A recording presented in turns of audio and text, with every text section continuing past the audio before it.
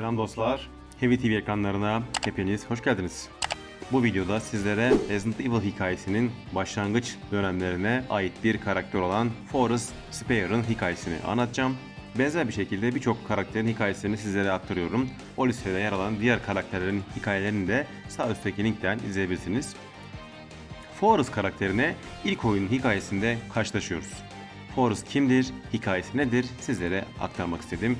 Buyurun hep birlikte öğrenelim. Öncelikle Forrest'ın Resident Evil evrenine dahil olmasını bir inceleyelim. Aslında Forrest'ın Resident Evil'dan yer alması planlanmamıştı. Forrest ve Bravo ekibinin geri kalanı daha sonra Kenichi Iwao senaryo yazımını devraldığında eklendi. Yani önceden yoktu, sonradan Iwao sorumluluk aldığında bu karakter ortaya çıktı. Zaman sınırlamaların nedeniyle Forrest'ın rolü daha ayrıntılı bir karakter olmaktan çok zaten ölüm bulmayla sınırlı yapıldı. Iwao aynı zamanda Alfred Hitchcock filmlerinin hayranıydı. Bu yüzden The Birds adlı filme atıfta bulunarak Forrest'ın kargalar tarafından gagalanman yoluyla öldürülmesine karar verdi ve Forrest'ın Resident Evil evrenine girişi bu şekilde oldu. Şimdi de Forrest'ın kariyerinden bahsedelim. Forrest Spare STARSA yani Special Tactics and Rescue Service, Türkçesiyle Özel Taktik ve Kurtarma Servisi üyesi olarak siber güvenlik amiri şeklinde çalışıyordu. Burada en iyi arkadaş olan Chris ile aynı işi yapmaktaydı. İkisi genellikle tatlı bir rekabet halindeydi ama Chris genelde Forrest'ı alt etmeyi başarırdı. Herhangi bir müsabaka, bir yarışma olduğu zaman Chris genelde Forrest'ı yenerdi. Spare tıpkı Chris ve Jill gibi askeri bir geçmişe sahipti. Sol kolunda kanatlı bir kılıç dövmesi bulunuyordu. ABD ordusunda hizmet verirken mükemmel bir nişancı olarak biliniyordu. Ayrıca hayat dolu ve mükemmeliyetçi biri olarak anılırdı. Kendisine verilen görevi yerine getirmek için her şeyi yapabilme isteği nedeniyle meslektaşları ona büyük saygı duyuyordu. Orduda hizmeti verirken de Chris ve Jill ile yakın arkadaştı. Gelelim asıl Forrest'ın dahil olduğu yere, yani Spencer malikanesine. Forrest'ın da dahil olduğu Bravo ekibi 24 Temmuz 98'de dağ yürüyüşçülerinin kaybolması ve 10 ailenin öldürüldüğü tüyler ürpertici bir cinayet ihbarı nedeniyle Raccoon şehri polis departmanı tarafından bölgeye gönderildi. Gönderildikleri yerde Raccoon City'nin dışındaki Arkley dağlarıydı. Ekipte pek çok kişi vardı.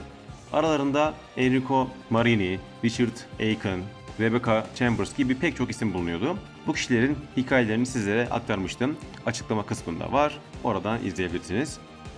Grubun helikopteri motor kazası sebebiyle dağlık bir bölgeye düştü ve ekibin bir kısmı kazada öldü. Kurtulanlarsa çevredeki yaratıklar ve zombilerin tarafından takip edildiklerini gördüler. Bunların tamamı Umbrella tarafından yürütülen biyokimyasal deneylerin ürünleriydi. Forrest da hayatta kalanlar arasındaydı ve diğerleriyle birlikte çevreyi ararken bazı grup üyeleri bölgedeki zombi köpeklerin tarafından saldırıya uğradı ve öldürüldü. Resident Evil evrendeki zombi köpeklerin hikayesini de sizlere aktarmıştım. Sağ üstte koyduğum linkten izleyebilirsiniz. Forrest'ın da aralarında olduğu diğer üyeler ise kaçarak yakındaki bir malikaneye sığındılar. Malikanemiz ünlü Spencer malikanesiydi. Buraya sığınanlardan Enrico mağara bölümünü, Richard, Rebecca ve Forrest ise malikanenin doğu kanadını kontrol ediyordu. Kenneth Sullivan ise batı kanadını kontrol etmekle görevliydi. Bu grup kendini böyle bir görev paylaşımı yapmıştı. İkinci kattaki doğum terasını kontrol ederken Spare saldırıya uğradı ve virüslü kargalar tarafından ölümüne gagalandı.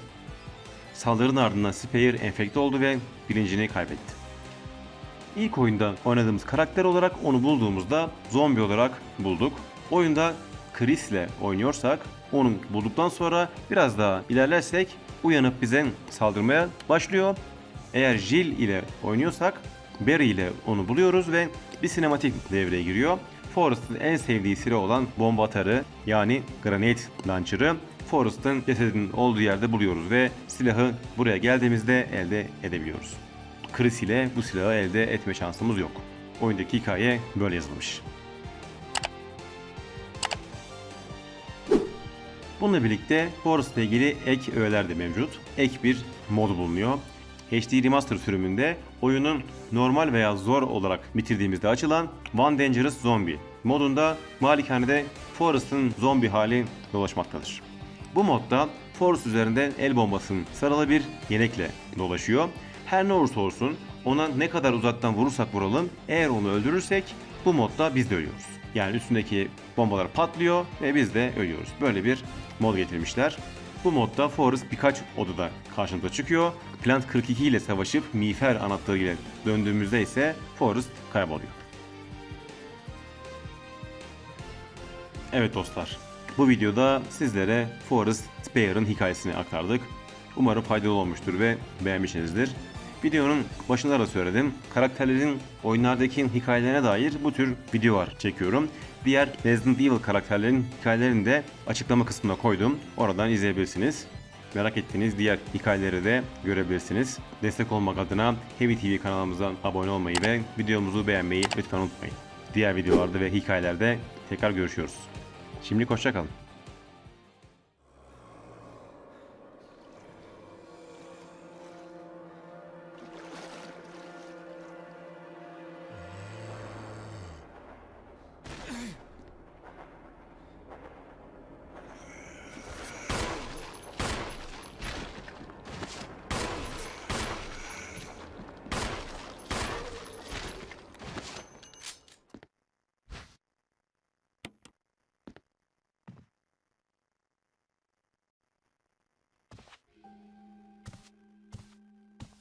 You. Chris Redfield, Alpha Team. We're here to rescue you.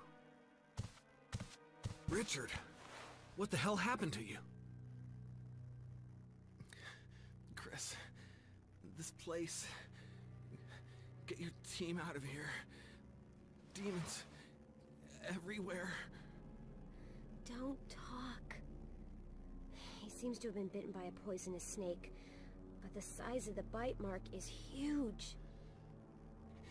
It's not just any ordinary snake. Take my word for it. He needs serum. I left it in another room. I'll go get it. Please hurry. Hold on. I'll be back. Oyunumuzun bu bölümü sona erdi. Heavy TV kanalına abone olmak için sol taraftaki simgeyi, devam bölümünü izlemek içinse sağ taraftaki simgeyi tıklayabilirsiniz. Şimdilik görüşmek üzere.